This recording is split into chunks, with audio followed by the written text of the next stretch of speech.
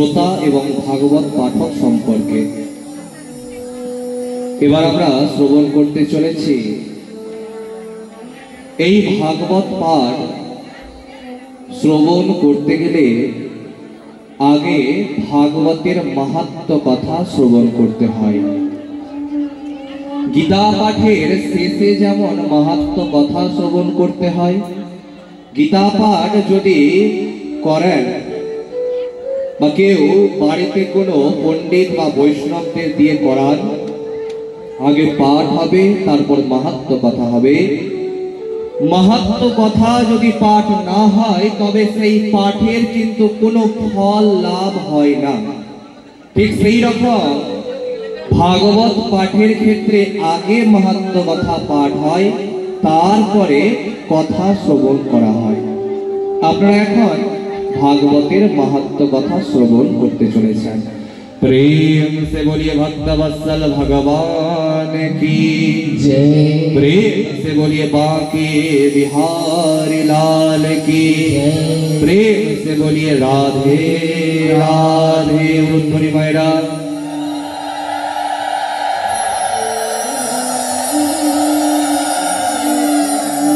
পুরাকালে তুঙ্গভদ্রা নদী তীরে একটা নগর ছিল, যেখানে আত্মদেব নামের এক ব্রাহ্মণ মশাই বাস করতেন। সেই ব্রাহ্মণ মশাই নিজের কর্ম ভালোভাবেই করতেন। একটা ব্রাহ্মণের 6টা কর্ম আছে প্রধান। কি কি? ব্রাহ্মণস্য সধর্ম পঠনম পাঠনম যজনম याजनम দানম প্রতিগৃহস্থিতি। অর্থাৎ নিজে পড়া, অন্যদেরকে পড়ানো, নিজের বাড়িতে পুজো আদি পাঠ আদি যজ্ঞাদি কর্ম করা, অন্যের বাড়িতে গিয়ে পুজো আদি পাঠ আদি যজ্ঞাদি কর্ম করা, দান নেওয়া আর দান দেওয়া, এই 6টা কর্ম হচ্ছে একটা ব্রাহ্মণ মশাইয়ের। দেখবেন আমাদের সনাতন ধর্মের 4টা স্তম্ভকে নিয়ে আমরা অনেক বেশি কথা বলে থাকি, যে ব্রাহ্মণ হচ্ছে সব থেকে বড় আর শূদ্র হচ্ছে সব থেকে ছোট। এটা আমরা মানুষরা বলে থাকি, শাস্ত্রের মধ্যে এই প্রমাণ কোথাও নাই। তখন বলবেন আছে তো প্রমাণ, আমরা তো শুনেছি যে শূদ্রের জন্ম হয়েছে পা থেকে।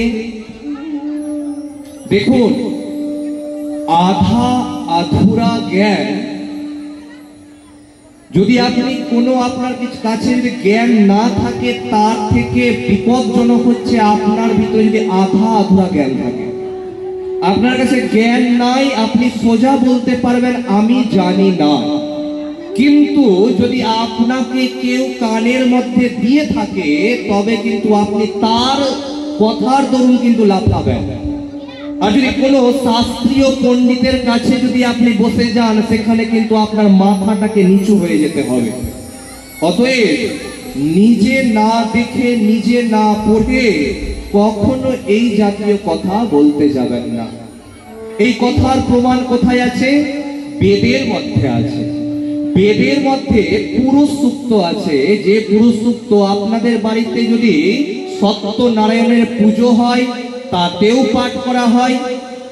যদি আপনার বাড়িতে দুর্গা মন্দির বা আপনার বাড়ির আশেপাশে দুর্গা মন্দির থাকে, সেখানে যখন স্নান করানো হয় মায়ের, তখন দেখবেন 2টো হাঁড়ি থাকে, একটাতে অনেকগুলো ফুটো থাকে আর একটা এমনি হাঁড়ি থাকে, ভালো হাঁড়ি থাকে।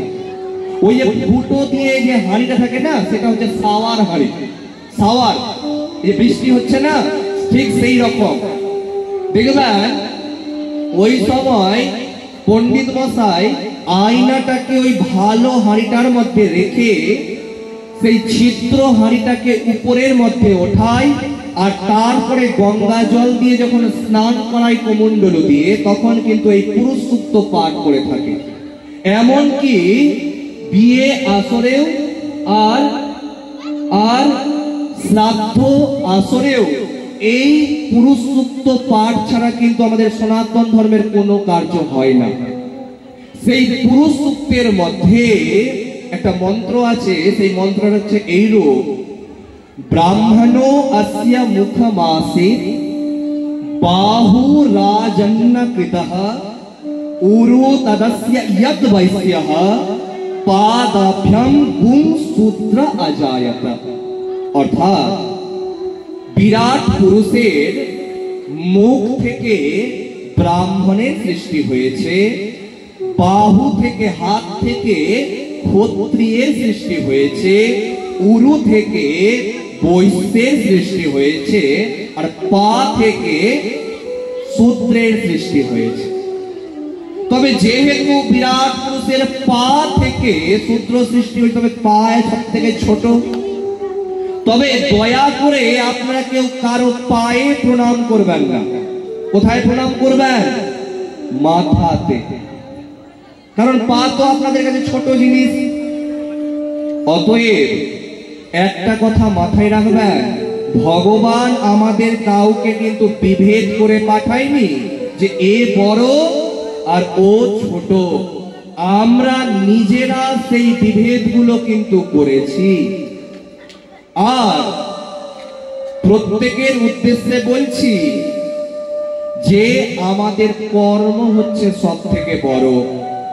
যদি আমরা শূদ্র ঘরে জন্মগ্রহণ করে কর্ম ভালো করি, তবে যিনি ব্রাহ্মণ ঘরে জন্মগ্রহণ করেছেন আর যিনি কর্ম খারাপ করেন তার থেকে অনেক গুণ শ্রেষ্ঠ। অতএব মনের মধ্যে কখনো এই রকম কথা রাখবেন না যে আমি ছোট, আমাকে লোক ছুতে পারবে না, আমি অস্পৃশ্য ইত্যাদি না। কারণ আমরা সবাই মনুর সন্তান, ওই জন্য আমাদের নাম হচ্ছে মানুষ বা মানব। আমরা সবাই মানব এবং আমরা সবাই কিন্তু ঋষির পুত্র এবং পুত্রী। ওই জন্য দেখবেন আমাদের সবার কিন্তু গোত্র আছে। তো গোত্র মানে আমরা যার বংশ পরম্পরায় জন্মগ্রহণ করেছি। অনেকের কাশ্যপ গোত্র আছে, অনেকের সাবর্ণ গোত্র আছে, অনেকের ভরদ্বাজ গোত্র আছে, অনেকের পরাশর গোত্র আছে, অনেক গোত্র আছে। মানে আমরা সেই ঋষির বংশধর। আর আমরা জন্মগ্রহণ করার পর আমরা নিজেদেরকে ছোট আর বড় বানিয়ে ফেললাম। আর সর্বদোষ হচ্ছে কার? না ব্রাহ্মণের, ব্রাহ্মণই বানিয়েছে। কথাতে ধ্যান দিবেন, ব্রাহ্মণ যদি বানাতেন, ব্রাহ্মণ কিন্তু রাজপাটটা নিজের কাছে রাখতেন। কারণ যদি আপনাকে বলা হয় যে এমন কোন শক্তি ভগবানের কাছে লাভ করতে যদি চাও তো কি চাও, তখন আপনি চাইবেন যাতে সবাই আমার নিচে থাকুক, আমি যেটা বলবো যাতে সবাই সেটাই শুনুক। কিন্তু ব্রাহ্মণের ব্যবসা করার অধিকার নাই। ব্রাহ্মণের যতগুলো চ্যাটার্জি মুখার্জি ডাক্তার আছে, ডাক্তারি করার অধিকার ব্রাহ্মণের নাই। ওই জন্য 6টা অধিকারের কথা আমি প্রথমেই বলে দিলাম। পাঠানাম পাঠানাম, নিজে পড়া, অন্যদেরকে পড়ানো, নিজের বাড়িতে পুজো আদি যজ্ঞাদি কর্ম করা, অন্যের বাড়িতে পুজো আদি যজ্ঞাদি কর্ম করা, দান নেওয়ার দান দেওয়াই 6টা মাত্র কর্ম হচ্ছে ব্রাহ্মণের। সে চাইলেও গিয়ে কোনো খেতে গিয়ে হাল চাষ করতে পারবে না, তার অধিকারের মধ্যে এটা পড়ে না। কিন্তু আমরা সর্বদোষী বলে থাকি ব্রাহ্মণকে। আমি মানছি এমন কিছু ব্রাহ্মণ মশাই আছেন যারা আপনাদের বাড়িতে এসে আপনাদের সাথে এমন ব্যবহার করেন তাতে আপনারা অতিষ্ঠ হয়ে যান। কিন্তু ডাকেন তো আপনি। আপনার বাড়িতে তো কোনো ব্রাহ্মণ মশাই নিজে থেকে এসে বলে না এই তোর বাড়িতে অমুক কাজটা করা। ডাকবেন, আবার গালিগালাজও করবেন, আবার সরস্বতী পুজোতে আবার খুঁজবেন তবে তো হবে না মায়েরা। ওই জন্য দয়া করে যিনি যোগ্য তাকে যথার্থ সম্মান দিবেন, শুধু ব্রাহ্মণ বলে নয়, সমস্ত জাতি। प्रेम से बोलिए भक्तवत्सल भगवान की जय।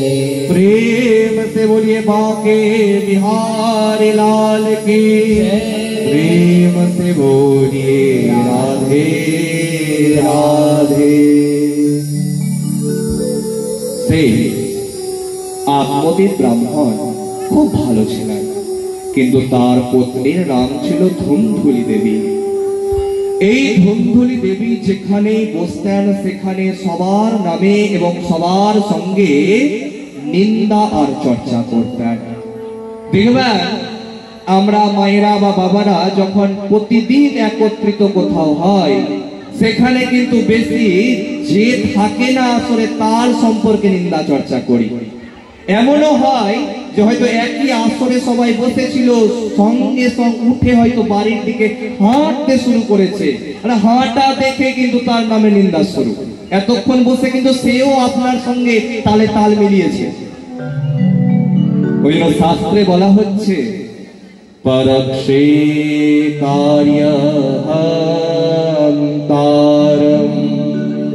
প্রত্যক্ষে প্রিয়বাদিনাম। অর্থাৎ যারা পেছনে নিন্দা চর্চা বেশি করে তারাই কিন্তু সামনে এসে মিষ্টি মিষ্টি কথা বেশি বলে, আর তাদের থেকে কিন্তু অবশ্যই দূরত্ব বজায় রাখতে হয়, কারণ অতিরিক্ত মিষ্টি কথা কিন্তু শরীরের পক্ষে এবং সমাজের পক্ষে খুব খারাপ। কারণ সেই মিষ্টি কথা শুনে আপনি আপনার পরিবারে কিন্তু ঝগড়া লাগিয়ে দিবেন, আর তার ফলে কি হবে, আপনাদের পারিবারিক অশান্তি বেড়ে যাবে। অতএব দয়া করে বাড়ির কথা কখনো বাড়ির বাইরে বলতে যাবেন না, কারণ সমাজে মন্থরার মতন আর শকুনি মামার মতন বন্ধু আর বান্ধবীর অভাব নাই। যদি আপনার বান্ধবী মন্থরা থাকে, আপনার বন্ধু যদি শকুনি থাকে, তবে আপনার পরিবারেও কিন্তু রামায়ণ হবে, আপনার পরিবারেও কিন্তু মহাভারতের যুদ্ধ হবে। প্রেম সে বলিয়ে ভক্তবৎসল ভগবান কি জয়। প্রেম সে বলিয়ে বাঁকে বিহারি লাল কি জয়। প্রেম সে বলিয়ে রাধে রাধে। একটা ভজন আপনারা শ্রবণ করবেন, তারপরে কথাকে আমরা সামনের দিকে এগিয়ে নিয়ে যাব।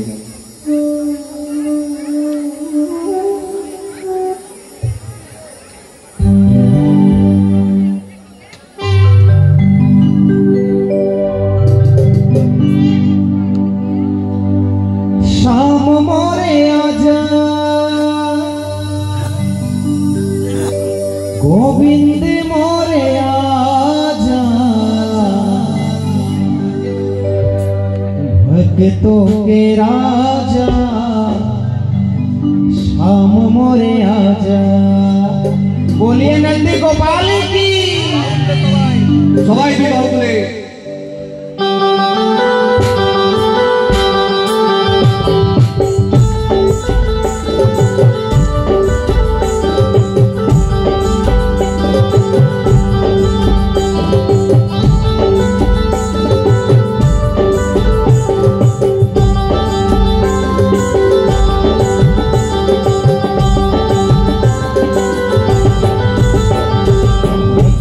के राजा शाम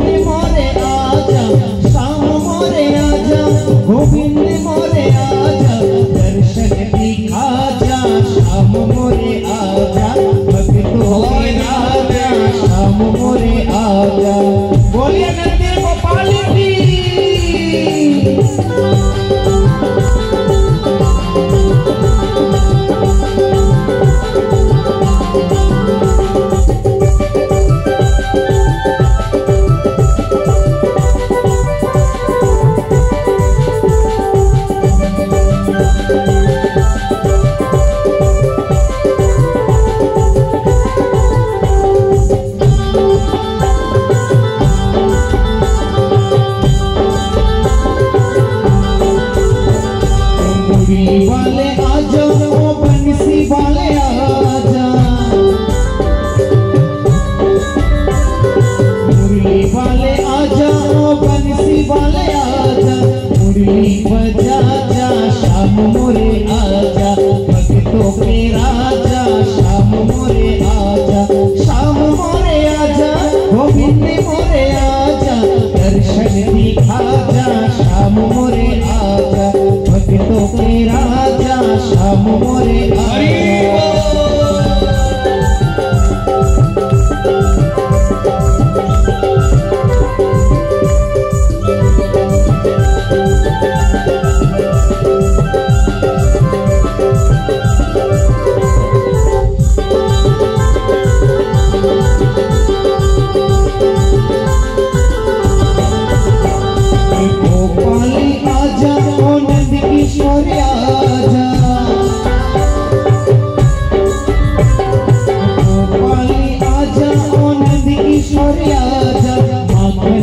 राजा शाम मोरे आजा भक्तों के राजा शाम मोरे आजा शाम मोरे आजा गोविंद मोरे आजा शाम मोरे आजा गोविंद मोरे आजा दर्शन दिखा जा शाम मोरे आजा भक्तों के राजा शाम मोरे आजा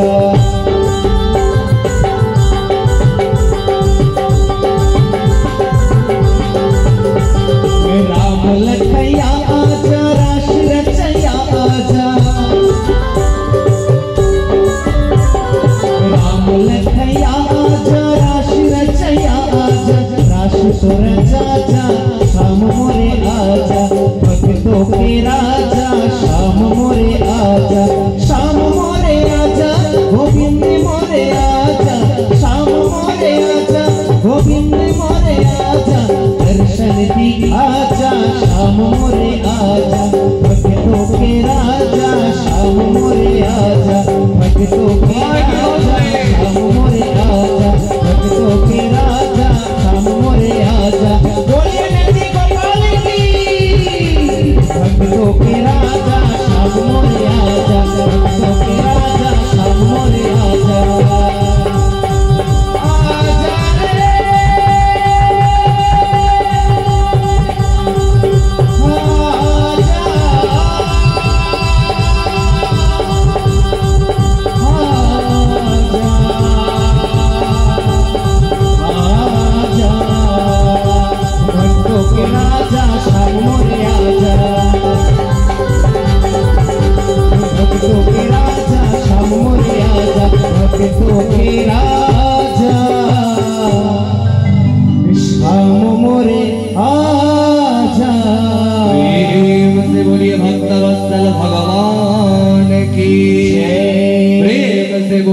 कृष्ण भगवान की प्रेम से बोलिए राधे राधे उलुध्वनि मायरा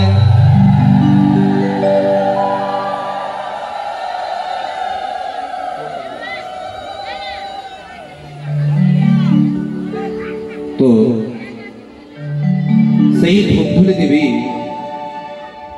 এতটাই নিন্দাবাদ ছিলেন যে সবার নিন্দা চর্চা করতে করতে তার কেমন করে দিন কেটে যেত তিনি নিজেও জানতেন না। তার বাড়িতে যদি তুলসী গাছ লাগাতেন সেই তুলসী গাছ মারা যেত। এই তুলসী গাছ বা তুলসী বেদি বাড়িতে রাখা খুব শুভ। আর যে গাছে মঞ্জরি হয়ে যায় বাড়ির গাছগুলোতে সেই গাছ অত্যধিক শুভ। কিন্তু অনেকে একটা ভুল করে থাকেন, সন্ধ্যার সময় সন্ধ্যা দেওয়ার সময় আপনারা ধূপকাঠি এবং প্রদীপটিকে তুলসী গাছের ঠিক গোড়ার দিকে বা আগার দিকে কিন্তু রেখে দেন। আর তার ধোঁয়াতে এবং তার তাপে কিন্তু তুলসী গাছের পাতা এবং তুলসী গাছটি কিন্তু মারা যায়। অনেকে আবার আরতি করার পর ধূপকাঠিটাকে গেড়ে দেন একদম গোড়ার দিকে। কখনো করবেন না। সব সময় তুলসী বেদির নিচে এবং যারা বাড়িতে তুলসী বেদি তৈরি করিয়েছেন দেখবেন মাঝখান বরাবর একটা সুন্দর দেখে প্রদীপ রাখার জায়গা হয়, সেই স্থানে মাঝখানটাতে কিন্তু প্রদীপটাকে রাখতে হয়। এবং ধূপকাঠির জন্য ধূপদানি পাওয়া যায়, সেই ধূপদানির মধ্যে রেখে নিচের দিকে রাখবেন, কখনো তুলসী গাছের মধ্যে রাখবেন না। তো যখন তুলসী গাছ লাগাতেন সেই তুলসী গাছ মারা যেত, এতটাই পাপী তিনি। কোনো ফুলের গাছ লাগাতে গেলে সেই গাছে ফুল হতো না, কোনো ফলের গাছ লাগাতে গেলে সেই গাছে ফল পর্যন্ত ফলতো না। দেখবেন অনেকের হাতে গাছ কিন্তু দারুণ বাঁচে, যাদের হাতের গাছ বা হাতের বাগান খুব সুন্দর হয় তাদের মনটাও কিন্তু খুব পবিত্র হয়। কারণ যাদের মন পবিত্র নয় তারা কিন্তু কখনো ফুলের গাছ বাড়িতে লাগাবে না, সে কার্পণ্য করে বলবে ওই টাকাটা যদি ব্যাংকের মধ্যে রাখি তবে ওটা ডবল হয়ে যাবে কিছুদিন পর। সে কিন্তু গাছটা কিনবে না বা গাছটা রাখবে না। ফুল হচ্ছে বাড়ির শোভা। যে ফুলের গাছ লাগান যারা এবং যাদের হাতে ফুলের গাছ খুব ভালো হয় তাদের মন খুব পবিত্র হয়। তো ধুন্ধুলি দেবী এমনই খারাপ যে তার লাগানো গাছে কখনো ফুল ফলতো না, ফলও হতো না। তার বাড়িতে যে গৌ মাতা ছিল, কারণ আমরা সনাতনীরা গরুকে পুজো করে থাকি তাই গৌ মাতা বলি, তার বাড়িতে গৌ মাতা ছিল, তারও কোনো বাছুর টাছুর হতো না এবং নিজেরও কোনো সন্তান ছিল না। কিন্তু ধুন্ধুলি দেবীর তাতে বিন্দু মাত্র কিন্তু কোনো দুঃখ ছিল না, কিন্তু দুঃখ ছিল আত্মদেবের। আত্মদেব একদিন ভোরের সময় ঘর থেকে বেরিয়ে পড়লেন তার পত্নী ধুন্ধুলি দেবীকে কোনো কথা না জানিয়ে। আমরা অনেকে ভোরের সময়কে ব্রহ্ম মুহূর্ত বলে থাকি। দেখবেন আপনি ঘুম থেকে উঠলেন আর বলছেন যে ব্রহ্ম মুহূর্তে আজকে ঘুম থেকে উঠেছি। ব্রহ্ম মুহূর্ত কিন্তু ঘুম থেকে ওঠার মুহূর্ত বা ভোরের সময়টা কিন্তু ব্রহ্ম মুহূর্ত নয়। খুব মন দিয়ে শুনবেন, যাদের বাড়িতে পঞ্জিকা আছে তারা দেখবেন পঞ্জিকার প্রত্যেকটা দিন সূর্য উদয়ের সময় লেখা থাকে। পঞ্জিকা যখন খুলবেন দেখবেন সূর্য উদয়ের সময় অমুক সময়। সেই সূর্য উদয়ের সময় থেকে ঠিক 48 মিনিট আগে ব্রহ্ম মুহূর্ত শেষ হয়ে যায়। আর শুরু কখন হয়? তার 48 মিনিট আগে। এক দণ্ডকাল সমান হচ্ছে 24 মিনিট, দুই দণ্ডকাল সমান হচ্ছে 48 মিনিট। দেখবেন আপনাদের গ্রামে দুর্গা মন্দির আছে, বাসন্তী পুজো যেখানে যেখানে হয় সেখানে কিন্তু সন্ধি পুজো হয়ে থাকে। অষ্টমী তিথির শেষের 24 মিনিট আর নবমী তিথির শুরুর 24 মিনিট, এই দুই 24 মিনিট মিলে হয় 48 মিনিট সন্ধিক্ষণ। এই সময় দেবী চামুন্ডা দেবীর পুজো হয়ে থাকে। লক্ষ্য করবেন সামনে যে দুর্গা পুজো গেল তার সময় কিন্তু খুব আলাদা আলাদা ছিল।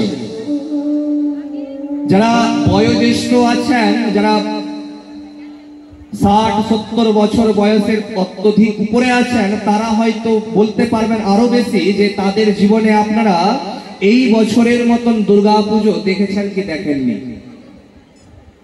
তো দেখবেন, লক্ষ্য করবেন কোন সময় বা কোন মন্দিরে রাত্রেবেলা 12টার পরে পুজো হয়েছে, আবার কোন মন্দিরে সেই সূর্য উদয় থেকে শুরু করে ওই সামান্য সময়ের মধ্যেই পুজো হয়ে গেছে।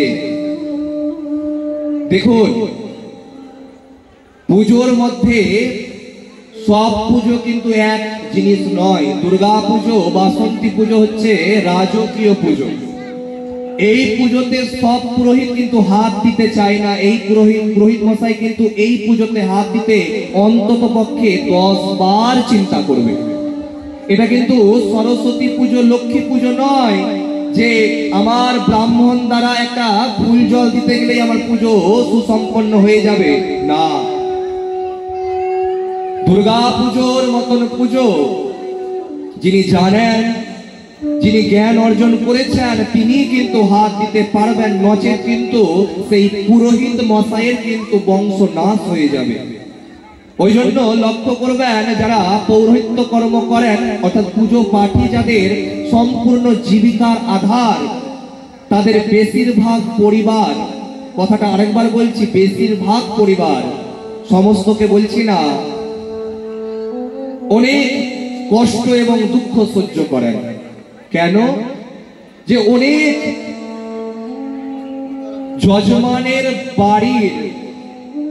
বাড়িতে যারা কৃতকর্ম করেন, খারাপ কর্ম করেন, তার ফল কিন্তু পুরোহিত মশাইকে সাথে করে বাড়ি নিয়ে আসতে হয়, এবং বাড়িতে এসে সেই ফলগুলো তাকে নিজেকে এবং পরিবারের প্রত্যেককে ভোগ করতে হয়।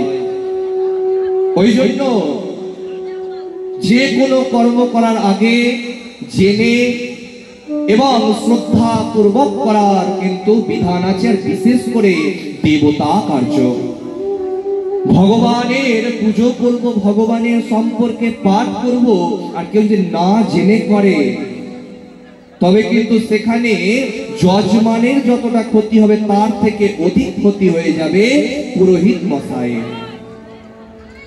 তো সেই ধুন্ধুনি দেবী জানেন না, অমন সময় আত্মদেব চলে গেলেন বনে। এক গাছের তলায় বসে তিনি অনেক কাঁদছেন এবং ভগবানকে ডাকছেন। ভগবান তখন তার সেবক অর্থাৎ যোগী পুরুষকে একজনকে পাঠিয়েছেন, এবং সেই যোগী পুরুষ সেই গাছের পাশে থাকা সরোবরের মধ্যে জল পান করলেন। জল পান করা যখন তার হয়ে গেছে, তখন যখন তিনি ফিরে আসছেন, তখন আত্মদেব তার পা ধরে কাঁদতে শুরু করলেন। তখন যোগী পুরুষ বলছেন, কথম রোদসি বিপ্র কাতে চিন্তাবলীয়সি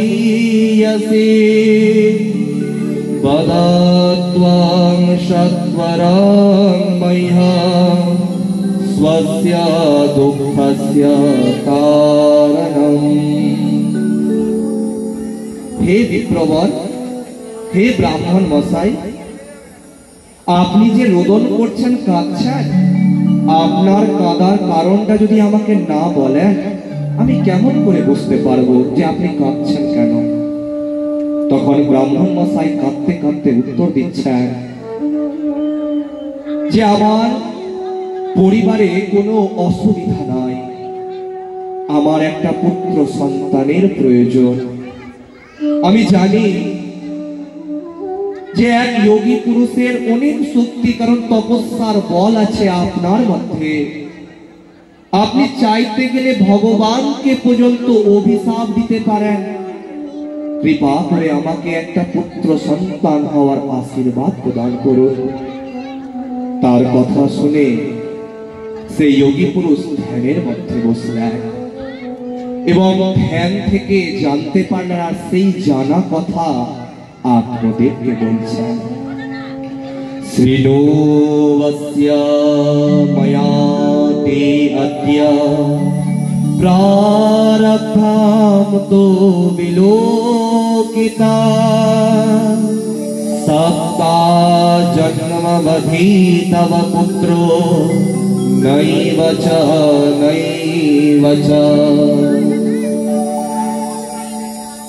হে ব্রাহ্মণ মশাই, আমি তপস্যার মাধ্যমে জানতে পেরেছি তোমার আগামী 7 জন্ম কোনো পুত্র সন্তান হবে না। এই কথা যখন আত্মদেব শ্রবণ করলেন, তার মনের মধ্যে দুঃখের পরিমাণ আরো অনেক গুণ বেড়ে গেল এবং তিনি বায়না করলেন এবং প্রতিজ্ঞা করলেন, যতক্ষণ পর্যন্ত আমাকে পুত্র সন্তান হওয়ার আশীর্বাদ প্রদান করবেন না, ততক্ষণ আমি পাটা কিন্তু ধরে এখানেই বসে থাকবো এবং এখানেই কাঁদবো। তখন যোগী পুরুষ দেখছেন যে ইনি তো আমাকে কোনো মতে ছেড়ে দিবেন না, তবে আশীর্বাদটা আমাকে দিতেই হবে। তখন একটা ফল নিয়ে তার হাতের মধ্যে দিলেন এবং বললেন, এই ফল যদি তোমার ধর্মপত্নী শ্রদ্ধাপূর্বক গ্রহণ করে অর্থাৎ খায়, তবে অবশ্যই তার কিন্তু ধার্মিক পুত্র সন্তান হবে। এই কথা শুনে আত্মদেব মনের আনন্দে দৌড়াতে শুরু করলেন। বাড়ি আসতে দেরি হয়েছে, বাড়িতে জোরে ডাক দিলেন। তার পত্নীও চিৎকার শুরু করলেন, কারণ যিনি নিজের স্বামীর সম্মান করেন না, তিনি কিন্তু স্বামীর কোনো কথাও শুনতে চান না। তিনি বলছেন যে এক সকালবেলা কখন তুমি গেছো, আমি ঘুমিয়েছিলাম, তুমি চলে গেছো, এত দেরি হয়ে গেল আসতে, তুমি একটা মাত্র ফল নিয়ে এসেছো, আমার বাড়িতে কি ফলের কোনো অভাব আছে? আত্মদেব তখন বলছেন, না গো, এই ফল কোনো সাধারণ ফল নয়, এই ফল খেতে গেলে তোমার অবশ্যই পুত্র সন্তান হবে, সেও হবে ধার্মিক পুত্র সন্তান। তুমি অবশ্যই এই ফলটাকে গ্রহণ করো। আমার একটু কাজ পড়ে গেছে, আমি সেই কাজের দরুন আমি একটু বের হচ্ছি ঘর থেকে, তুমি কিন্তু এই ফলটা অবশ্যই খেয়ে নিও। এই বলে আত্মদেব বেরিয়ে পড়লেন। ঘরের বারান্দার মধ্যে ধুন্ধুলি দেবী সেই ফলটা নিয়ে বসে আছেন এবং চিন্তা করছেন যে আমি ফলটা খাবো কি খাবো না। অমন সময় তার এক বান্ধবী এসেছেন। বান্ধবীকে সই বলা হয়।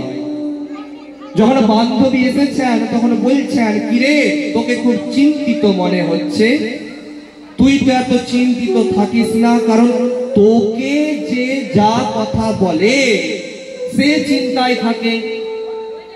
লক্ষ্য করবেন, আপনাদের গ্রামে যদি কোনো নিন্দাবাজ কেউ থেকে থাকে, আশা করি আপনার গ্রামে কেউ নিন্দাবাজ নয়।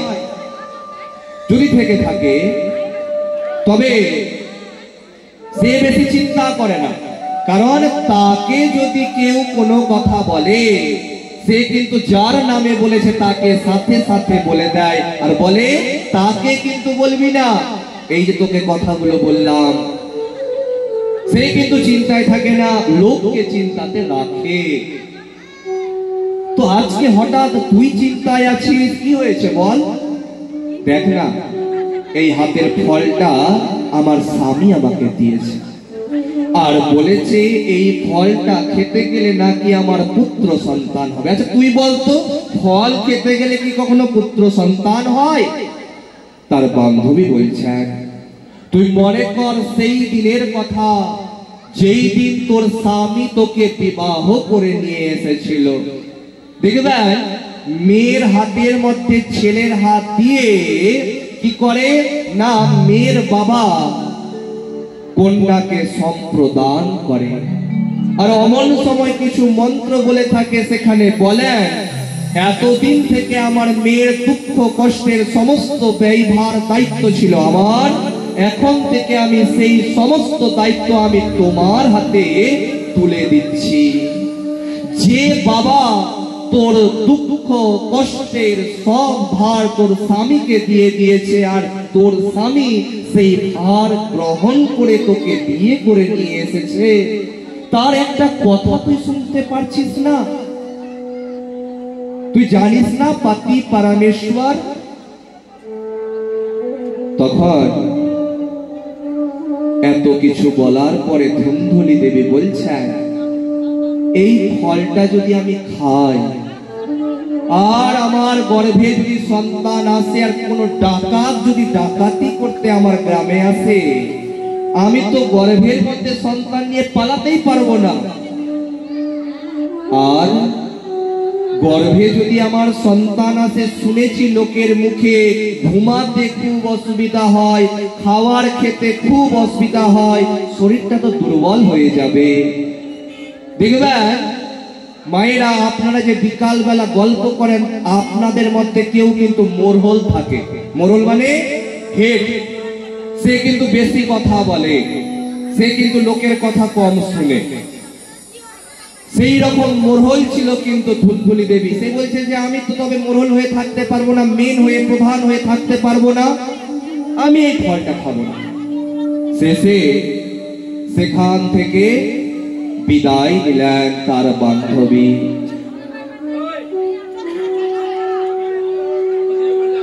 প্রত্যেকের উদ্দেশ্যে বলা হচ্ছে, কমিটির এক দুজন আপনারা সমস্ত দেখাশোনার দায়িত্বে থাকুন, সবাই যাতে শান্ত মতন ভাবে পাঠ শ্রবণ করতে পারেন। আপনারা কেউ কেউ এসে সমস্ত দায়িত্ব গ্রহণ করুন, যাতে সবাই সুন্দরভাবে বসে পাঠ শ্রবণ করতে পারেন। দুই বাহু তুলে প্রেম से बोलिए भक्तवत्सल भगवान की जय, प्रेम से बोलिए बांके बिहारी लाल की जय, प्रेम से बोलिए राधे राधे। तो সেই ধুন্ধুলি দেবী সেই ফলটা খেলেন না।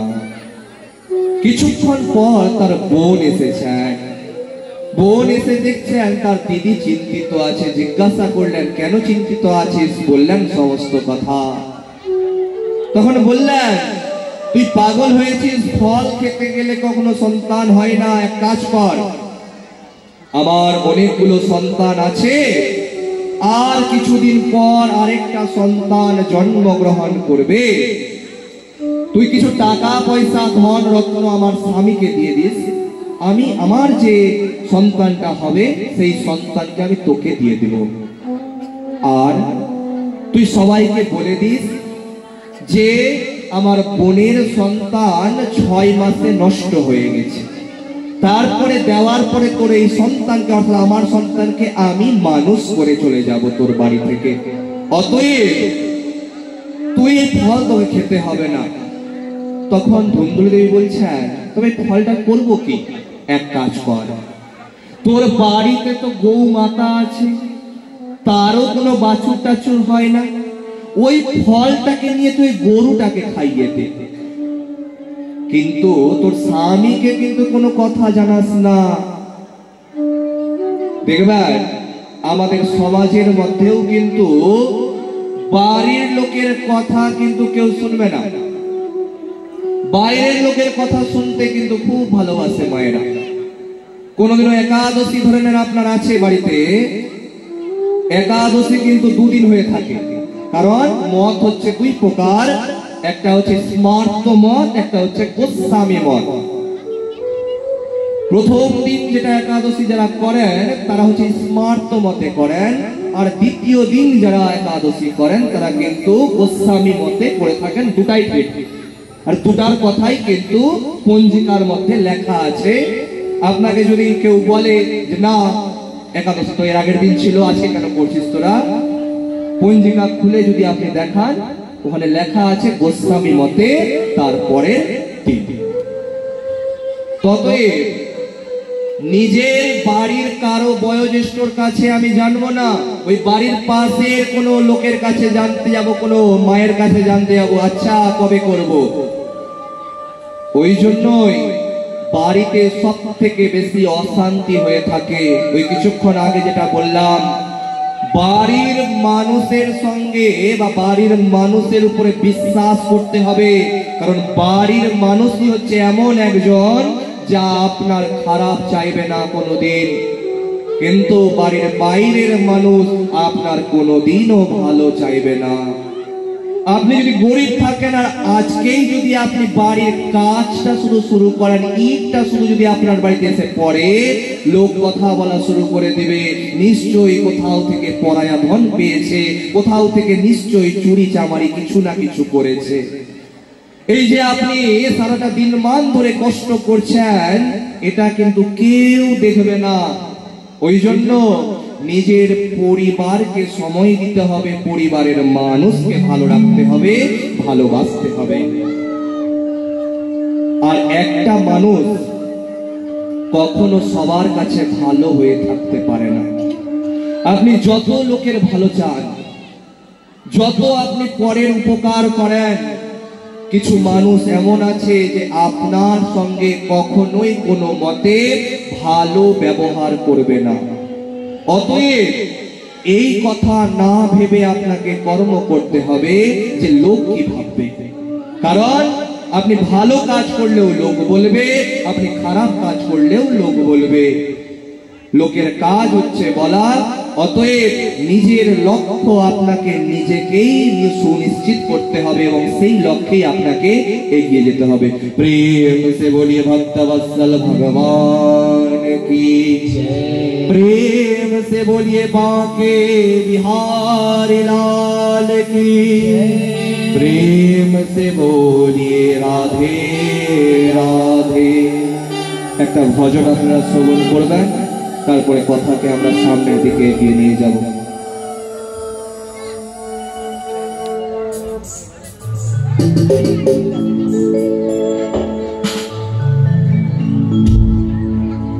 একবার রাধে রাধে বলে দুটি বাহু তুলে যাব মধুর বৃন্দাবনে,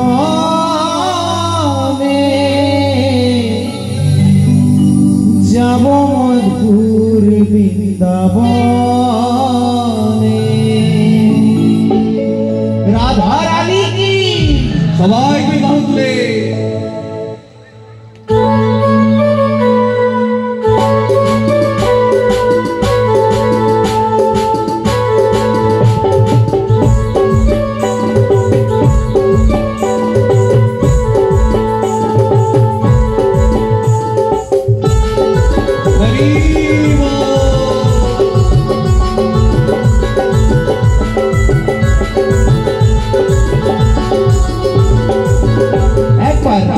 রাধে বলে দুটি বাহু তুলে যাব মধুর বৃন্দাবনে, যাব মধুর বৃন্দাবনে।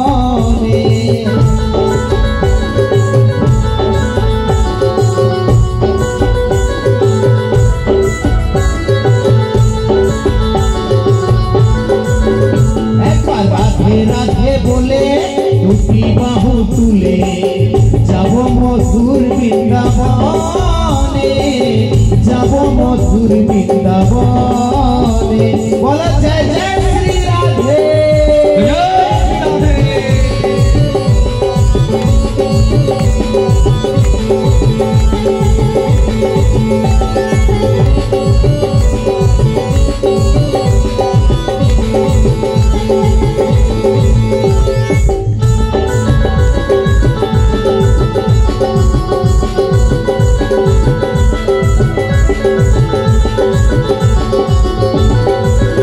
সেথায় তালবন বেলবন দাদু শোখানো, সেথায় তালবন বেলবন দাদু শোখানো। আরে মধুর মধুর বংশী বাজে সেই তো বৃন্দাবন, আরে মধুর মধুর বংশী বাজে সেই তো বৃন্দাবন। সেথায় তালবন বেলবন দাদু শোখানো, মধুর মধুর বংশী বাজে সেই তো বৃন্দাবন, আরে মধুর মধুর বংশী বাজে সেই তো বৃন্দাবন। একবার রাধে রাধে বলে দুটি বাহু তুলে যাব মধুর বৃন্দাবনে, যাব মধুর বৃন্দাবনে।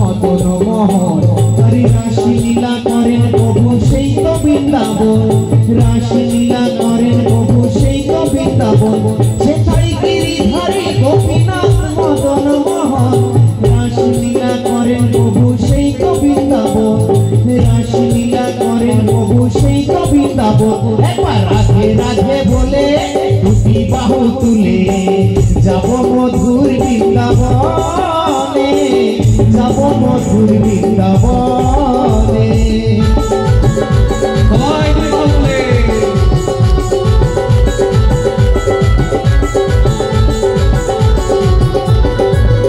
একবার রাধে রাধে বলে দুটি বাহু তুলে যাব মধুর বৃন্দাবনে যাব মধুর বৃন্দাবনে আর যাব মধুর বৃন্দাবনে যাব মধুর বৃন্দাবনে আর যাব মধুর বৃন্দাবনে प्रेम से बोलिए भक्तवत्सल भगवान की, प्रेम से बोलिए बांके बिहारी लाल की, प्रेम से बोलिए राधे राधे। उलूध्वनि मायरा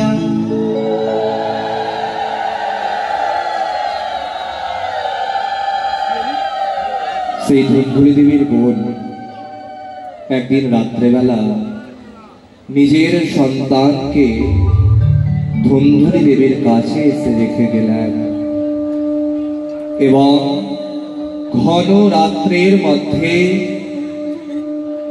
তাকে বললেন, সকাল উঠে তুই বলবি আমার সন্তান হয়েছে, আমি কাল তোর বাড়ি ঠিক সময় মতন চলে আসব, যাকে তোর সন্তানকে আমি মানুষ করে দিব। ঠিক তার বোনের কথা মতো ধুন্ধুলি দেবী সকালবেলা ঘুম থেকে উঠে সবাইকে চিৎকার করে আনন্দের সহিত ডাকছেন, দেখো দেখো আমার পুত্র সন্তান হয়েছে। আপনাদের তো জানেনই যে আশীর্বাদ যখন আছে পুত্র সন্তান আমার হবেই, কারণ ঋষি যখন আশীর্বাদ দিয়েছেন পুত্র সন্তান আমার হবেই। কিন্তু তিনি তো জানেন না আমার পত্নী কি কার্য করেছে, যে ফলটা ওই গরুকে খাইয়ে দিয়েছে। অনেক দান ধ্যান পুণ্য করলেন। ঠিক 3 মাস পর সেই গরুর গর্ভ থেকেও একটা পুত্র সন্তানের জন্ম হলো, যার কান ছিল গরুর মতন আর দেহ ছিল মানুষের মতন। সেই জন্য তার নাম হলো গোকর্ণ। বলিয়ে গোকর্ণ মহারাজ কি। গোকর্ণের জন্ম হলো, সবাই বলা বলি করতে লাগলো যে ভগবান যাকে দেয় অনেক বেশি পরিমাণে দেয়, তার নিজের একটা সন্তান হচ্ছিল না। দেখ দেখ আজকে দেখ গরুর গর্ভ থেকেও সন্তান বেরোচ্ছে। গোকর্ণ এবং ধুন্ধুকারী দুজনেই বড় হতে শুরু করলো। কিছুদিন পর কিয়াত কালেনা তৌ জাত তারণ্যো তনয়া বুভৌ গোকর্ণঃ পণ্ডিতো জ্ঞানী ধুন্ধুকারী মহাখিলঃ। কিছুদিন পর গোকর্ণ হলেন অনেক পণ্ডিত, অনেক জ্ঞানী, কিন্তু ধুন্ধুকারী আস্তে আস্তে এতটাই খারাপ হলেন যে কোনো ছোট বাচ্চাকে খেলাধুলা করতে দেখতে পেলে তাকে কোলে করে নিয়ে কুয়ার মধ্যে ফেলে মেরে ফেলছেন। কোথাও যদি কোনো খড়ের চাল দেওয়া বাড়ি দেখতে পাচ্ছেন, সেখানে আগুন ধরিয়ে বাড়িতে আগুন জ্বালিয়ে মেরে ফেলছেন সবাইকে পুড়িয়ে। কারণ সন্তানকে মানুষ করার দায়িত্ব কিন্তু আগে বাবা মার আর সব থেকে আগে মায়ের। কারণ বাবা বিভিন্ন কার্যের ক্ষেত্রে বাইরে থাকেন, বা যারা বাড়িতেও থেকে কাজ করেন তারাও কিন্তু সারাটা দিন মান কিন্তু পরিবার যাতে সুখে থাকে তার জন্য ঘরের বাইরেই দিন কাটান। কিন্তু বাড়িতে একটা সন্তান থাকেন নিজের মায়ের কাছে। ওই জন্য শাস্ত্রে বলা হচ্ছে সন্তানকে কেমন করে বা কত বছর বয়সের মধ্যে আপনি মানুষ করবেন। লালয়েত পঞ্চবর্ষাণি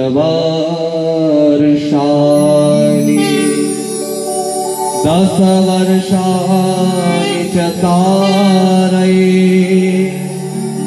प्राप्ते षोडशे वर्षे পুত্রমিত্রবদাচরে।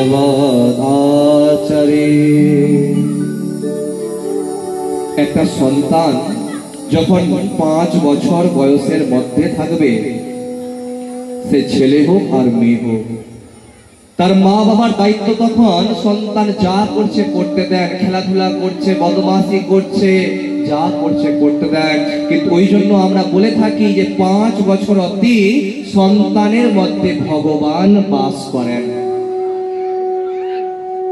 তো ওই জন্য 5 বছর অবধি সন্তান যা করছে করতে দেন, কিন্তু 5 থেকে 15 বছর বয়সের মধ্যে তাকে দেখে দেখে চোখে চোখে রাখতে হবে, কার সাথে মিশছে, কার সাথে কথা বলছে, প্রাইভেটে ঠিকঠাক যাচ্ছে কি যাচ্ছে না, তার বন্ধু বান্ধব ভালো আছে কি নাই, তা কিন্তু দেখাশোনা করে রাখতে হবে।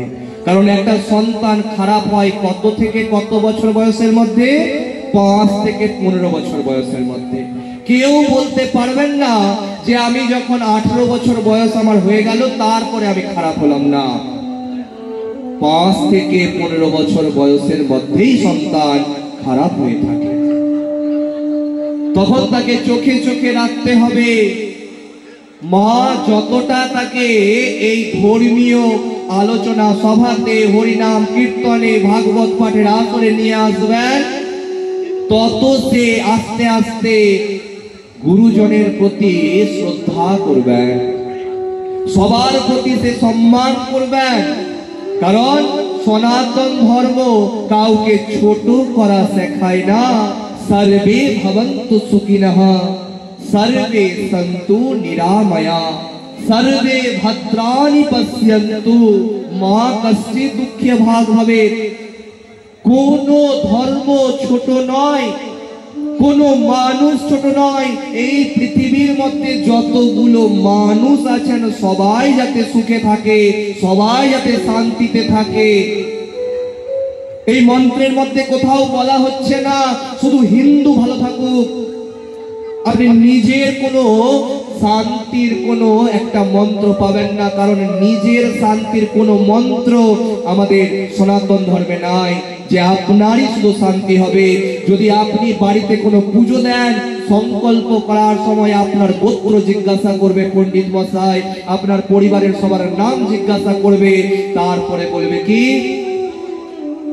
বন্ধু বান্ধব আত্মীয় সজনানাম, তারপরে বলবে গ্রামস্য সর্বজনানাম, মানে সবার যাতে শান্তি হোক, সবার যাতে মঙ্গল হোক।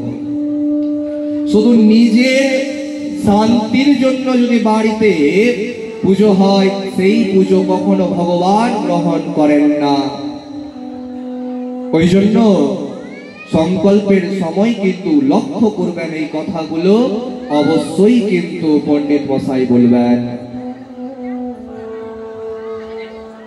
তো সেই সন্তানের বয়স যখন 16 বছর বয়স হয়ে যাবে, তখন বাবার সাথে তার ছেলের আর মার সাথে তার মেয়ের বন্ধু এবং বান্ধবীর মতন আচরণ করতে হবে। কিন্তু দেখতে পাওয়া যায় সন্তানের বয়স আছে 21 বছর, বাবার সাথে সন্তান কথাই বলে না। মেয়ের বয়স আছে 18 বছর, মার সাথে মেয়ের একটু কথার মধ্যে চলে না। মানে ওই 5 থেকে 15 বছর বয়সের মধ্যে আপনি উচিত শিক্ষাটা কিন্তু দেননি। যখন আপনার সন্তান যখন বাড়ির বাইরে যাবে, প্রণাম করতে শেখাতে হবে। কারণ নমন্তি ফলিনো বৃক্ষা, নমন্তি গুণিনো জনাহা, শুষ্ক কাষ্ঠস্য মূর্খস্য না নমন্তি কদাচন। মাথাটাকে নত সেই করতে পারে যার ভিতরে জ্ঞান থাকে, সে সব সময় তার হাত পাবেন এই রকম, সব সময় হাত জড়ো করে পাবেন। কিন্তু যদি কেউ মূর্খ থাকে, সে কখনো কারো কাছে মাথা নত করবে না। কারণ যে গাছে ফল হয় তার গাছের ফলের ভারে তার মাথা নিজে নিজে কিন্তু মাথা নামিয়ে দেয়। কিন্তু ওই শুকনো গাছ, শুকনো ডাল কখনো কিন্তু মাথা নামাবে না। আর হাওয়ার কারণেও যদি তার মাথা একটু বিন্দু মাত্র নেমে যায়, সে কিন্তু ভেঙে পড়বে। ওই জন্য কখনো মূর্খ ব্যক্তির সাথে তর্ক করতে নাই। কারণ যে বিষয় নিয়ে তর্ক হচ্ছে সেই বিষয়েই সে থাকবে না, অন্য কোনো কিছু নিয়ে সে তর্ক শুরু করে দিবে, আপনার সঙ্গে যখন পেরে উঠবে না। আর সেই ঝগড়া আস্তে আস্তে দীর্ঘায়িত হবে। ওই জন্য মূর্খের সাথে কখনো তর্ক করতে নাই। তো সেই সন্তান হয়েছে বাজে। গোকর্ণ তো বিভিন্ন তীর্থস্থানে ভ্রমণ করছেন, দেখবেন মায়েরা এবং বাবারা, আপনাদের দেখবেন বিকালবেলা হাঁটার যদি ইচ্ছা করে, আপনারা কিন্তু মন্দির যাওয়ার কথা অনেকে মনে করবেন, যাই মন্দির থেকে একটু প্রণাম করে আসি, মন্দির থেকে একটু সন্ধ্যা আরতিটা দেখে আসি, তারপর বাড়িতে এসে না হয় সন্ধ্যা দিব। কিন্তু যাদের মনটা পবিত্র নয়, সন্ধ্যা পড়ে গেছে, 5 জন ঘরের সামনে এখনো বসে লোকের নামে ঠিক নিন্দা করছে। নিন্দা করাই শেষ হচ্ছে না, ভগবানও দেখছে এবং হাসছে যে কখন নিন্দা করাটা শেষ হবে আর সন্ধ্যাটা বাড়িতে এসে পড়বে। সন্ধ্যা দেওয়ারও নিয়ম আছে। মায়েরা আপনারা অনেকে কি করেন, জলটাকে ছিটিয়ে বাড়ির সামনে দেন। জল কখনো কিন্তু ছিটিয়ে দিতে হয় না, জল সব সময় দরজার কোণে কোণে দিতে হয়।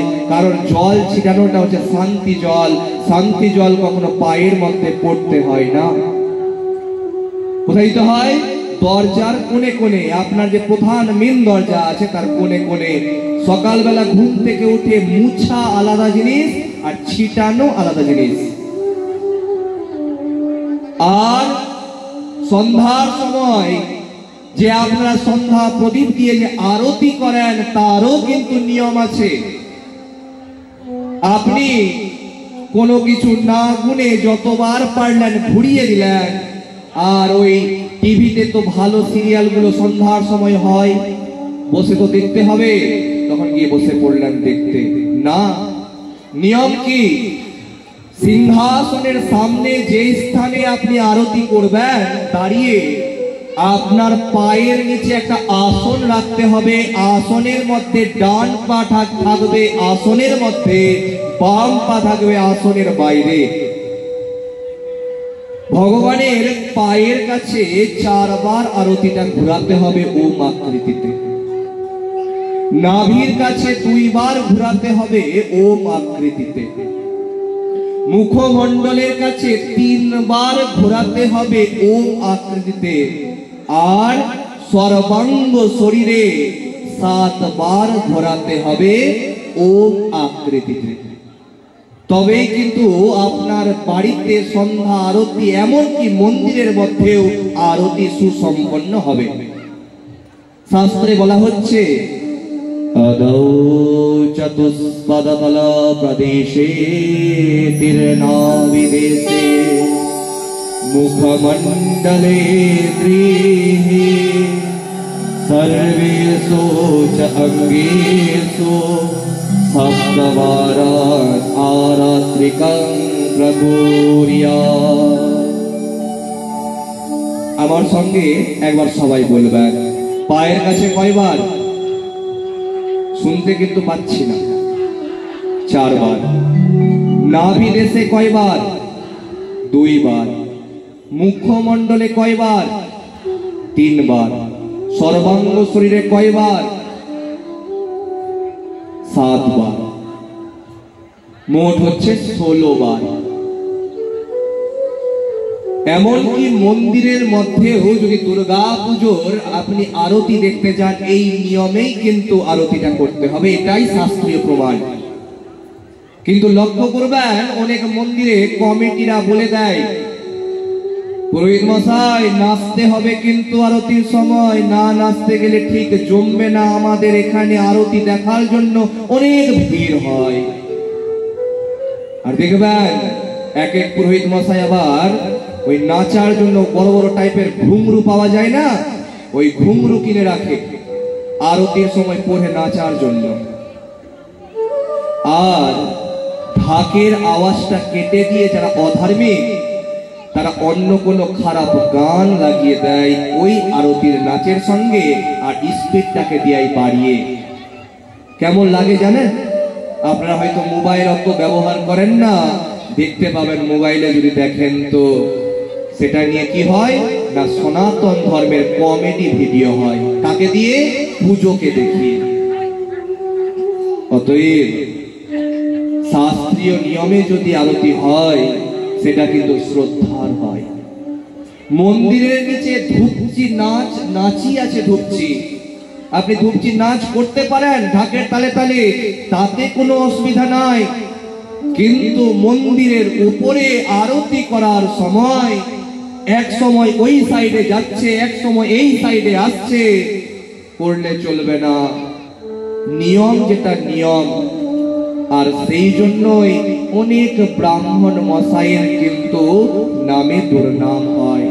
একটা ব্রাহ্মণ মশাই যদি কোনো খারাপ কাজ করে তখন মানুষ বলতে শুরু করে সমস্ত ব্রাহ্মণ মশাই খারাপ। কারণ আমাদের স্বভাবটাই এইরকম, আমরা কখনো দেখবো না একজন করেছে, না সমস্ত ব্রাহ্মণ মশাইকে আমরা খারাপ বলে দিব।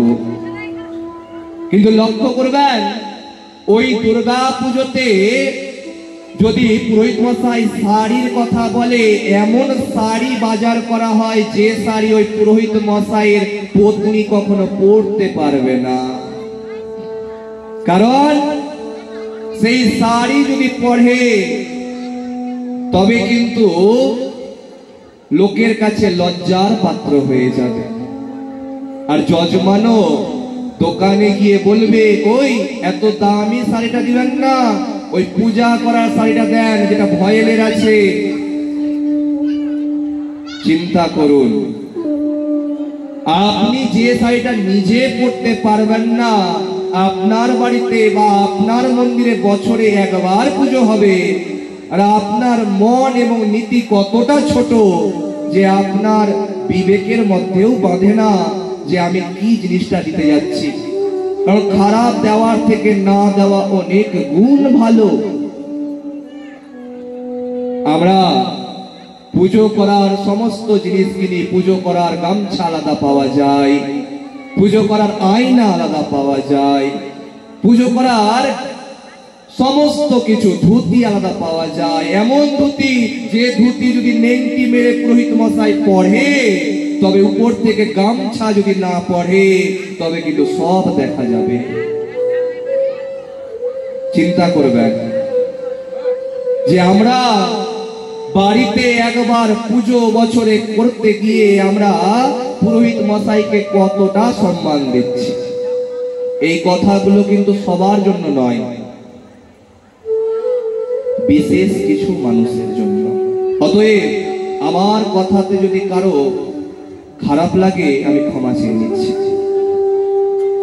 তো সেই সন্তানকে মানুষ করতে হবে 5 থেকে 15 বছরের মধ্যে, কিন্তু ধুন্দুলি দেবী ধুন্দুকারীকে এতটাই খারাপ করেছেন যে সে কি করছে না, শুধু খারাপ কাজ করছে, সে জুয়া খেলা শুরু করেছে। আর জুয়া খেলতে খেলতে নিজের ভিটা মাটি পর্যন্ত বিক্রি করা শুরু করেছে। কারণ আমরা জানি মহাভারতের মধ্যে ধর্মরাজ যুধিষ্ঠির এই পাশা খেলে নিজের পত্নীকে পর্যন্ত হেরে গেছিলেন। তবুও আমরা বিভিন্ন মেলাতে বিভিন্ন জায়গাতে এখন আবার মোবাইলের মধ্যে খেলাধুলাতে কিন্তু আমরা টাকা লাগিয়ে থাকি। কি না, আমরা বসে বসে টাকা অনেক লাভ করে নেব। একটা কথা মাথায় চিন্তা করবেন, আপনি যদি কর্ম করেন আপনার কিন্তু উপরে সমস্ত সংসারের দায়িত্বটা কিন্তু আছে। আপনি 2 টাকা কম রোজগার করবেন, তবুও কিন্তু সেই রোজগারটা আপনার বাড়িতে মানুষ খাবে, কিন্তু আপনার সেই রোজগারের টাকা যদি আপনি জুয়াতে হেরে যান, আপনার সংসার কি করে চলবে? ওই জন্য সনাতন ধর্মে কিন্তু জুয়া খেলার কথা কিন্তু সম্পূর্ণ রূপে বারণ করা হয়েছে। আর যুধিষ্ঠির মহারাজ কিন্তু আমাদেরকে শিক্ষা দেওয়ার জন্যই কিন্তু জুয়া খেলেছিলেন এবং দেখিয়েছিলেন তার পরিণতিটা কি হয়, যে রাজাকেও ভিখারি হতে সময় লাগে না। प्रेम से बोलिए भक्त वत्सल भगवान की जय। प्रेम से बोलिए श्री कृष्ण भगवान की जय। प्रेम से बोलिए राधे राधे। ধন্দুকারী 5 জন খারাপ নারীকে বিবাহ করলেন। এবার নারী যদি খারাপ হয় তার চাওয়া পাওয়া থাকে অনেক বেশি। আজকে আমার এটা চাই, কালকে আমার সেটা চাই। শেষে না পেরে ধন্দকারী ডাকাতি করা শুরু করলেন। এদিকে 5 জন নারী মিলে এতটাই ভয় দেখালেন ধুন্ধুলি দেবীকে যে সেই ধুন্ধুলি দেবী কুয়ার মধ্যে লাফ দিয়ে আত্মহত্যা করলেন। আর আত্মদেব সন্তান যেহেতু খারাপ সেই জন্য বলতে শুরু করলেন, বন্ধত্বাং তো সমীচীনা কুপুত্র দুঃখদায়ক। যে খারাপ সন্তান থেকে নিঃসন্তান থাকা অনেক গুণ ভালো, আমি আর এই সংসারে থাকবো না, আমি সন্ন্যাস ধর্ম গ্রহণ করব। তিনি সন্ন্যাস ধর্ম গ্রহণ করে চলে গেলেন। বাড়িতে থাকলেন 5 জন পত্নী আর তার স্বামী। 5 জন পত্নী বায়না করেছে, সেই জন্য ডাকাতি করতে গেছে তাদের স্বামী। অনেক ধনরাশি সোনা দানা মণি মাণিক্য ডাকাতি করে নিয়ে এসেছেন বাড়িতে। বাড়িতে এসে খাবার দাবার খেয়ে ঘুমিয়েছেন যখন ধন্দকারী, তার 5 জন পত্নী মিলে মনে মনে চিন্তা করছেন, সকাল হতেই রাজা হয়তো আসবে আর আমাদের স্বামীকে কি করবে, আমাদের স্বামীকে কি করবে, ধরে নিয়ে যাবে আর সাথে সাথে সমস্ত ধনরাশি গুলো নিয়ে যাবে। অতএব আমাদের স্বামীকে আমরা আর বাঁচিয়ে রাখবো না, জীবিত রাখবো না, আমরা মেরে ফেলবো। যার জন্য বা যাদের জন্য এত ডাকাতি করলো সেই পত্নীগুলো নিজের স্বামীকে মারার কথা চিন্তা করলো, সুচিন্তা করলো না, মেরে ফেলার জন্য উদ্যত হলো। 5 জন পত্নীর মধ্যে 4 জন, 2 জন 2টা পা ধরলো আর 2 জন 2টা হাত ধরলো। একটা রশ্মি দিয়ে বা দড়ি দিয়ে, সংস্কৃতে যাকে রজ্জু বলা হয়, সেটা দিয়ে গলার মধ্যে ফাঁস দিয়ে মারার চেষ্টা করলো।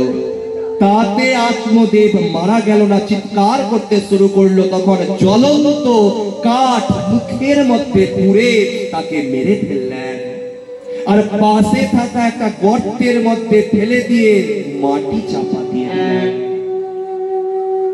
ধন্দকারী প্রেত জনি প্রাপ্ত হলেন। তিনি স্বর্গে গেলেন না, গয়াতে ছিলেন গোকর্ণ মহারাজ। তিনি গয়ার মধ্যে তার দাদার নামে শ্রাদ্ধ করলেন, কিন্তু সেই শ্রাদ্ধ কিন্তু ভগবান স্বীকার করল না। কেন? যে আমাদের শ্রাদ্ধে গোত্র লাগে আর 3 পুরুষের নাম লাগে, কিন্তু ধুন্ধুলি দেবীর বোনের সন্তান যেহেতু ছিল ধন্দুকারী, সেহেতু তো আত্মদেবের নাম করে আর তার শ্রাদ্ধ হবে না, সেই জন্য তার আত্মার শান্তি হলো না। যখন বাড়ি এসেছেন গোকর্ণ, শুয়ে আছেন অমন সময় ধন্দুকারী বিভিন্ন ভেষ ধারণ করে তাকে ভয় পাওয়ানোর চেষ্টা করছেন। তখন গোকর্ণ বলছেন, আপনি কে? আমি ধন্যকারী। আপনি কেন এসেছেন এখানে? আমি প্রেত যোনি প্রাপ্ত হয়েছি, আমাকে কৃপা করে আমাকে উদ্ধার করুন। সেই সময় গোকর্ণ মহারাজ সূর্যদেবের ধ্যান করলেন। ওম রক্তাম্বুজাসনম অশেষাগুণৈক সিন্ধুম ভানুম সমস্ত জগতাধিপম ভজামি পদ্মদ্বয়াভয়বরাং দধतं कराब्जै माणिक्यमौली मरुणांगरुचिं त्रिनेत्रा। बोलिए सूर्य देव की। সূর্যদেব এসে উপস্থিত হলেন। সূর্যদেব বললেন, শ্রীমদ্ ভাগবতান মুক্তি সপ্তাহং বাচনম কুরু। 7 দিন ধরে যদি ভাগবত পাঠ এই ধন্যকারীর আত্মাকে শ্রবণ করানো যায়, তবে তার কিন্তু উদ্ধার হবে। গঙ্গা নদী তীরে 7 দিন ভাগবত পাঠের ভব্য আসর হলো। অনেক ভক্তরা এসে উপস্থিত হলেন, সাথে করে ধন্যকারীর আত্মাও এসে উপস্থিত হলেন। কিন্তু বায়ুর এতটা প্রবাহ, সেখানে বসে থেকে পাঠ শ্রবণ করতে কিন্তু তিনি পারছেন না। পাশে ছিল একটা বাঁশ পোতা, আর সেই বাঁশের মধ্যে 7টা পোর ছিল। পোর মানে হচ্ছে গাঁট, মাঝখানে মাঝখানে গাঁট গুলো আছে না, যেখান থেকে আগাছাগুলো বের হয়, 7টা গাঁট ছিল। একটা ফুটোর মধ্য দিয়ে প্রবেশ করে ধন্যকারী শ্রবণ করতে শুরু করলো গোকর্ণের সমস্ত কথা। একদিন পাঠ হচ্ছে, এক একটা গাঁট গুলো ফেটে ফেটে যাচ্ছে। 7 দিন ধরে পাঠ হলো, আর সমস্ত বাঁশ চৌচির হয়ে ভিতর থেকে ধন্যকারীর আত্মা বেরোল। বৈকুণ্ঠ থেকে একটাই মাত্র পুষ্পক রথ এলো, যাতে করে ধন্যকারীর আত্মা বৈকুণ্ঠ ধাম চলে গেলেন। কিন্তু সামনে থাকা এত এত ভক্তগণ কেউ কিন্তু বৈকুণ্ঠ ধাম গেলেন না। মনের মধ্যে চিন্তা হলো গোকর্ণ মহারাজের, যে আমি পাঠ করছি, ধরে নেন যে নসিপুরে আমাকে পাঠ করতে বা করার জন্য এখানে ডাকা হয়েছে, আর এতক্ষণ ধরে পাঠ শ্রবণ করে যদি আপনারা কিছু না বুঝে থাকেন, দোষটা কিন্তু সম্পূর্ণ আমার। কারণ আমি বুঝাতে পারিনি বলে আপনারা বুঝতে পারেননি, এবং আপনার মন আমার পাঠের ক্ষেত্রে আসেনি। সেই জন্য আপনারা কেউ কেউ ঘুমিয়েছেন, কেউ কেউ গল্প করেছেন। যদি আমার বলার মধ্যে সেই ভগবানের কৃপা থাকতো, সবাই মন দিয়ে পাঠ শ্রবণ করতেন। আপনারা কি শ্রবণ সত্যি করছেন না করছেন না? যারা শ্রবণ করছেন 2 বাহু তুলে উলুধ্বনি দেন তো। প্রেম সে বলিয়ে ভক্তবৎসল ভগবান কি। তখন মনের দুঃখে আত্মদেব নারায়ণ ভগবানকে আহ্বান করলেন। नमस्ते विश्वरूपाय शंखचक्रधराय च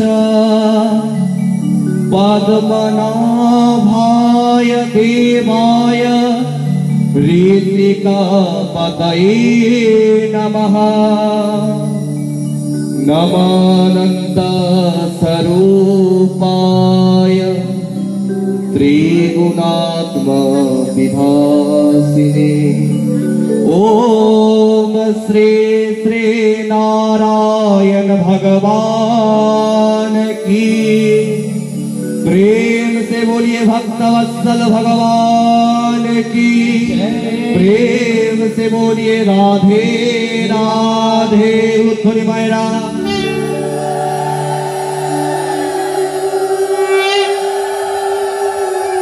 नारायण भगवान उपस्थित हলেন। नारायण भगवान बोलें, हे गोकर्ण, তোমার পাঠ শ্রবণ করানোর মধ্যে কোনো অসুবিধা হয়নি। যারা শ্রবণ করেছে তারা কেউ মন দিয়ে শুনেনি। অতএব তারা যদি মন দিয়ে আবার পাঠ শুনে, তবে 7 দিন ভাগবত পাঠের আবার আয়োজন করা হোক। তখন শ্রাবণ মাসে আবার 7 দিন ভাগবত পাঠের আয়োজন করা হলো। সমস্ত ভক্তরা এসে উপস্থিত হলেন এবং খুব মন দিয়ে পাঠ শ্রবণ করলেন এবং প্রত্যেকের জন্য বৈকুণ্ঠ ধাম থেকে পুষ্পক রথ এলো এবং সেই রথে চড়ে প্রত্যেকে কিন্তু বৈকুণ্ঠ ধাম গমন করলেন। प्रेम से बोलिए वैकुंठ धाम की जय। प्रेम से बोलिए बांके बिहारी लाल की। प्रेम से बोलिए